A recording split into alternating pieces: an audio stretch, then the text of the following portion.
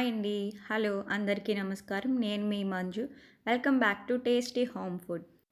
ఈరోజు మనం రెస్టారెంట్ స్టైల్‌లో ఎగ్ ఫ్రైడ్ రైస్ అనేది చేసుకుంటున్నామండి. అలాగే చాలా టేస్టీగా, చాలా యమ్మీగా ఉంటుంది. మీరు కూడా ఒకసారి ట్రై చేసి చూడండి. అలాగే నేను కొత్తగా యూట్యూబ్ ఛానల్ స్టార్ట్ చేశానండి. నాకు మీ సపోర్ట్ కావాలి.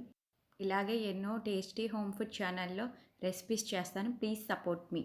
ఒక పాన్ తీసుకొని అందులో 2 టేబుల్ స్పూన్స్ ఆయిల్ వేసుకోండి.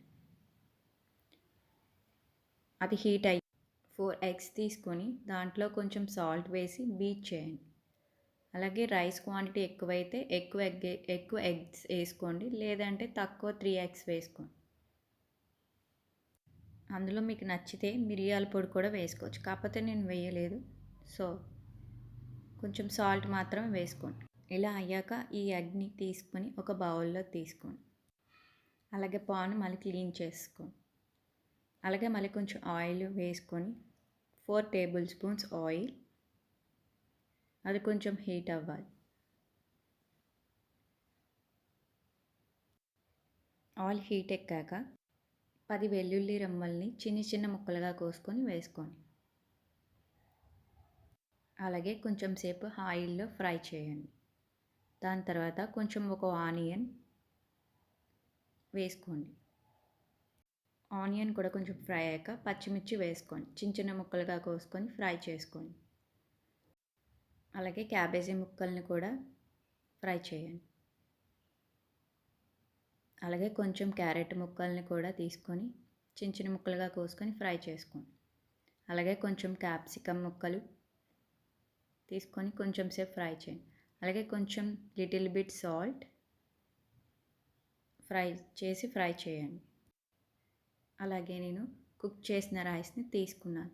నేను బాస్మతి రైస్ తీసుకున్నాను. మీరు కావాలంటే నార్మల్ రైస్ కూడా వాడుకోవచ్చు. 1 గ్లాస్ బాస్మతి రైస్కి 1.5 వాటర్ వేసుకో. అలాగే ఈ రైస్లో నేను కొంచెం సాల్ట్, కొంచెం నూనె వేసుకొని కుక్ చేసుకున్నాను. ఈ రైస్ని బాగా మిక్స్ చేయండి. అలాగే 1/2 స్పూన్ మిరియాల పొడిని వేసుకోండి. కొంచెం మిక్స్ చేయండి. 1/2 టీ స్పూన్ సోయా సాస్.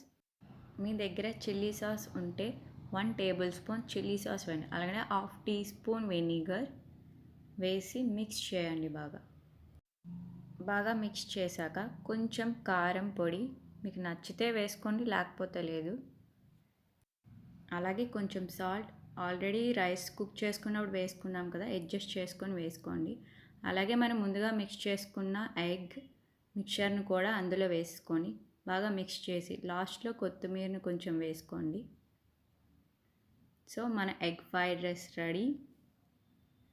చూడండి అచ్చం రెస్టారెంట్ స్టైల్లో ఎలా ఉందో. అలాగే ఇప్పుడే మీ ఇంట్లో ఈ ఎగ్ ఫ్రైడ్ రైస్ని ట్రై చేయండి. అలాగే మీకు ఈ వీడియో నచ్చితే లైక్ చేయండి, షేర్ చేయండి, పక్కనే ఉన్న బెల్ ఐకాన్ని క్లిక్ చేయండి. థ్యాంక్ యూ అండి అందరికీ.